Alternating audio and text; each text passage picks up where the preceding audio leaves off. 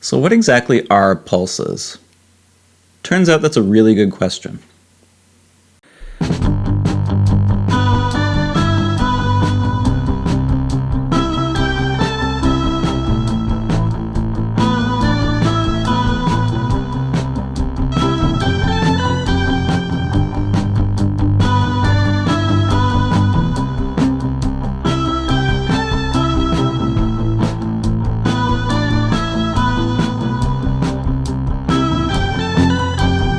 Okay, listen, I know this isn't the most riveting subject, but bear with me because we'll be exploring the world of beans together, and I swear that by the time we're through here, you'll have people kneel before you in rapt attention, quietly absorbing your vast stores of pulse knowledge at whatever social functions you frequent.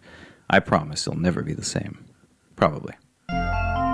Okay, let's start from the bottom and work our way up. Beans and lentils are both flowering plants in the legume family Fabaceae, with most commonly consumed beans being members of the genera PHASEOLUS, Pisum, Vigna, Vicia, Caesar, and Glycine. Lentils are also within the Vicia tribe under Lens culinaris, along with fava beans and a whole lot of vetches with awesome names like the tufted vetch, Carolina wood vetch, Narbonne bean, and hairy terror. Most vetches are not eaten by people and mostly used as livestock fodder, so we won't get into them because we're here to hang out with the Viciae, to bask in the glowing company of those lentils and fava beans. Is it confusing that fava beans and lentils are more closely related than, say, favas and kidney beans? Or that chickpeas aren't peas at all but have their own bean genus of Caesar? Yes, it is. Pulses are a confusing subject with lots of misdirection and some outright deception.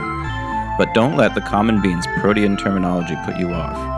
It's not rocket science, it's just some light taxonomy. Let's get a couple smaller genera out of the way before we move on to the big one, PHASEOLUS vulgaris. Vigna, which contains commonly consumed species like black gram, mung beans, which are most often sprouted, cowpeas, black-eyed peas, and the yardlong bean, Caesar, of which the only species commonly eaten are chickpeas or garbanzo beans, and pisum, which is the pea. Glycine has the mighty glycine max, the soybean.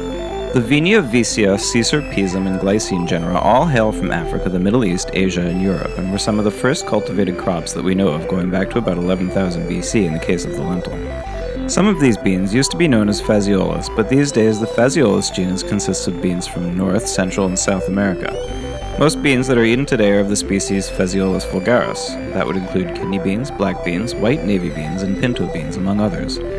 PHASEOLUS lunatum is the Lima bean, named after the Peruvian city, so say Lima, not Lima, and PHASEOLUS coccineus, which is the runner bean. So now that we've gotten all of this naming business out of the way, what are pulses? Seeds? Yes. So are sesame seeds pulses? No. So what makes pulse seeds different from other seeds? Well, pulses are legumes. Ah, so are peanuts pulses? No. Okay, why not? Peanuts and soybeans have a higher fat content and don't count as pulses. Wait, so soybeans aren't pulses? No. I'm thoroughly confused that a bean would not count as a pulse. Listen, I don't make the rules. Okay, so what's the definition of pulse?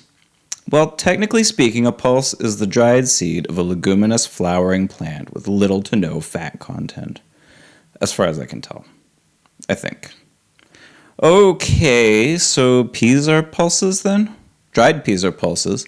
Why aren't fresh peas pulses? Listen, I have no idea who came up with this stuff and why, but what I do know is that a pulse is the dried seed of a leguminous flowering plant with little to no fat content.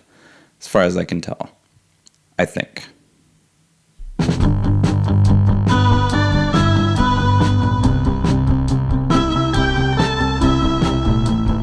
If you've enjoyed this video or found it helpful in any way, subscribe and notifications and all that because there's a lot more bean content.